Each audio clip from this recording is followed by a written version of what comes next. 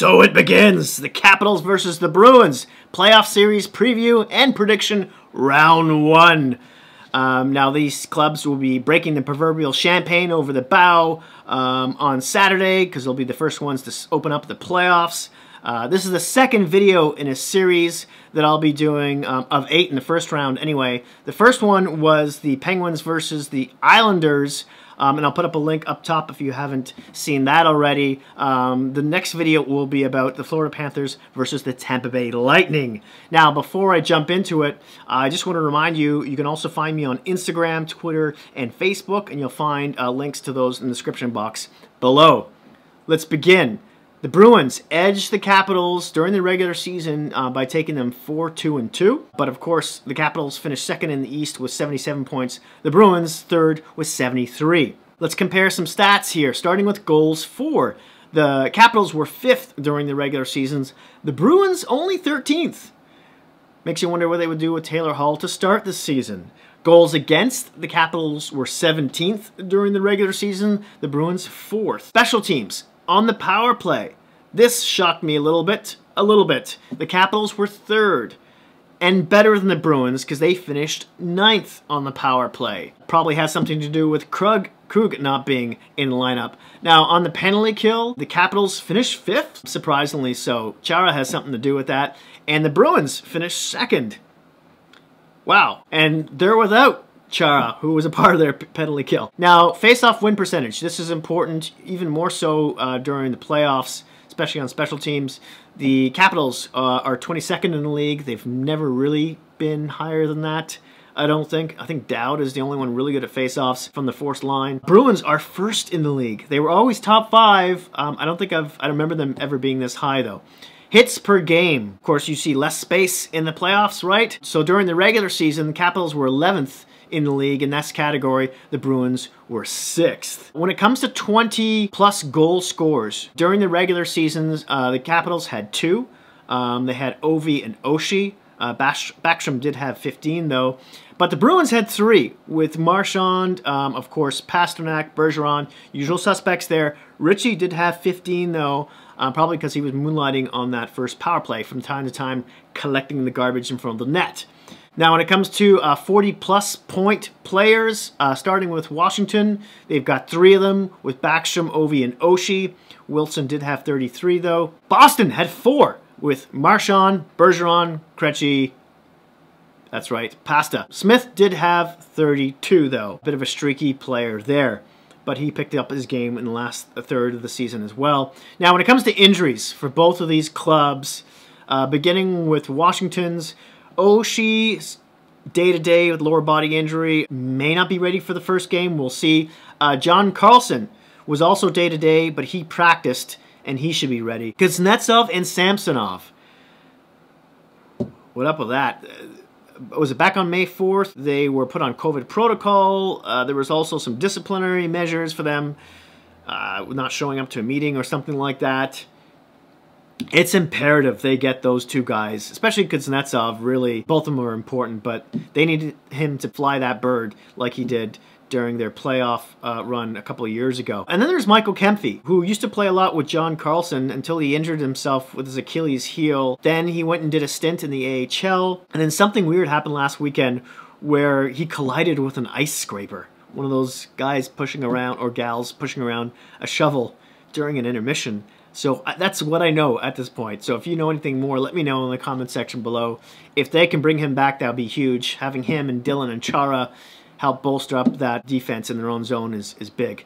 Now, the Bruins. John Moore, of course, is out for the season. Andre Kase is day-to-day. He came back after an injury and then got injured during that game and left.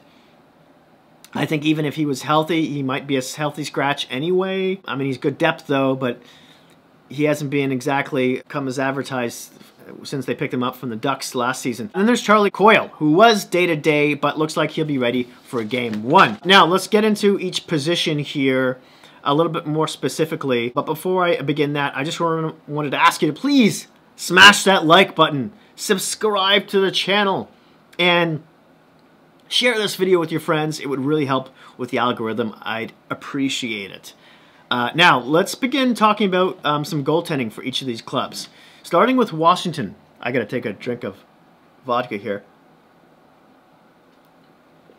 Oh, and it's water flavored vodka. It's great.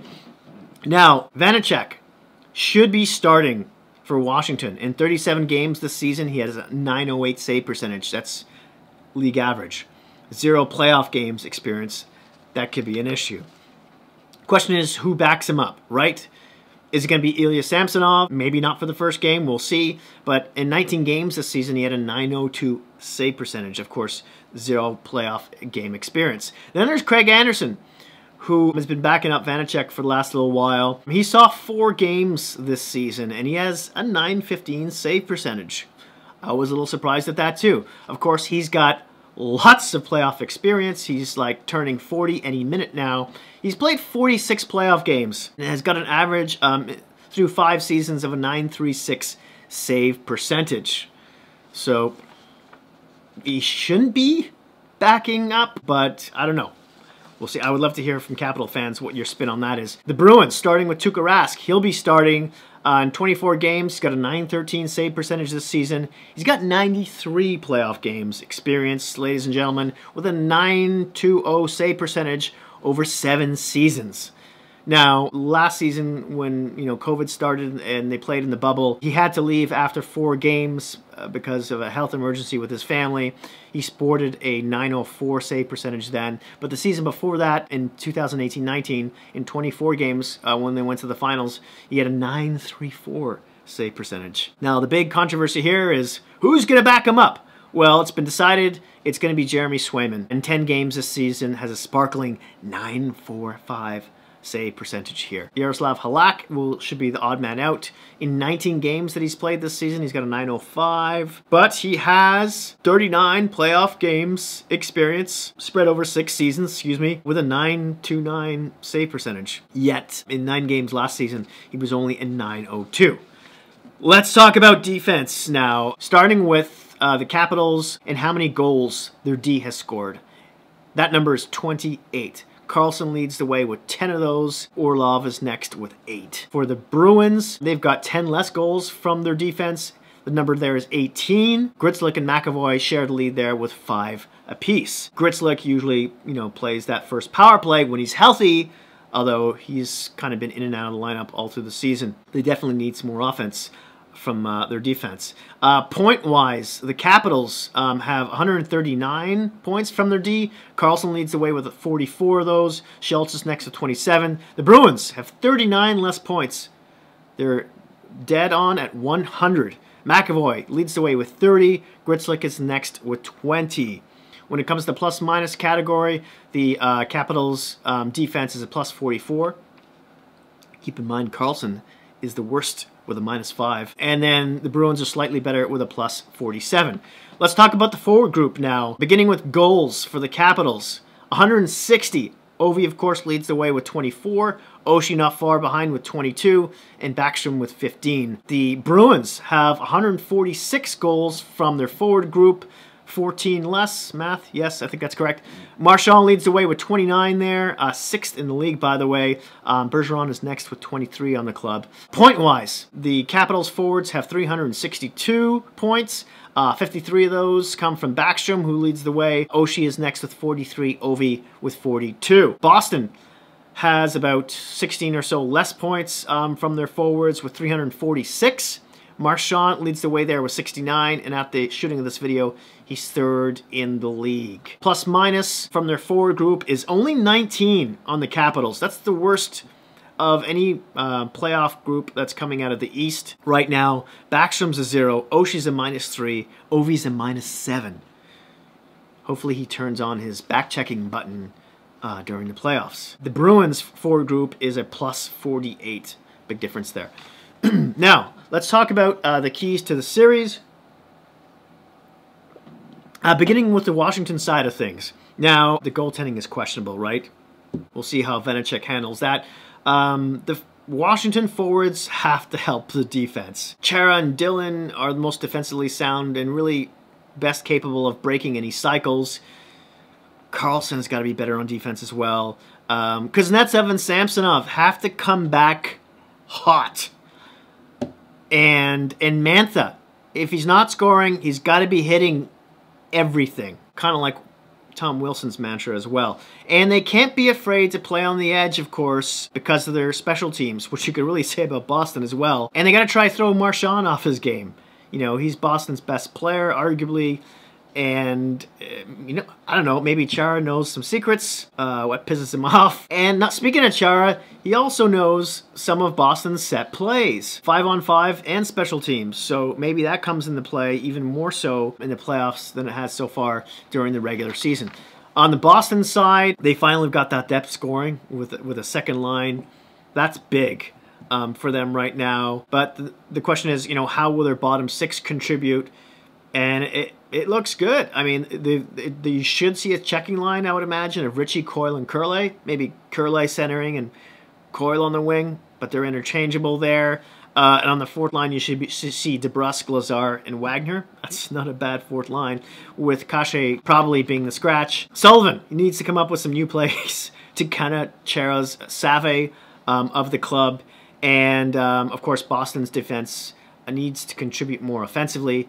You know, yeah, they picked up Taylor Hull, but they also got Riley, which was kind of an under-the-radar kind of defensive pickup for them from Ottawa, and he's good at transitioning the puck. But Grzelcyk has got to stay healthy, and him and McAvoy have really got to put up some more numbers on the board. Who do I give the edge to in goal? That definitely goes to Boston. On defense, I give a slight edge here to Washington, especially if Kempfy comes back from injury. On the forward side of things, I give that to Boston. Special teams, it's pretty even. Maybe I give a slight edge to the Capitals here. Coaching, both these coaches are really good. They've both been to the show. At this point, in the what have you done for me lately world, maybe I say it's Sullivan, because he's such a modern day coach who can react to things on the ice when it comes to line matchups and so on and so forth.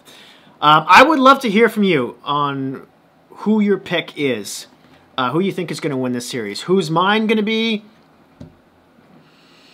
Yeah, it's Boston. Oops. Yeah, who are we kidding here? For all the reasons I've just gone over. They just look like maybe they're a little weak on defense, but they've definitely got the offense and goaltending to take out Washington, especially the latter not being good for the Capitals. For those of you who've jumped to the end of the video, who do I pick to win this series? I gotta say it's the Capitals in 7 games. I think so. I think their goaltending is much better. I think that's going to be the big thing. Anywho, thank you so much for watching. Please don't forget to like, subscribe, and hit that notification bell. Please be kind to each other out there in this crazy world we're living in right now, and I'll see you soon.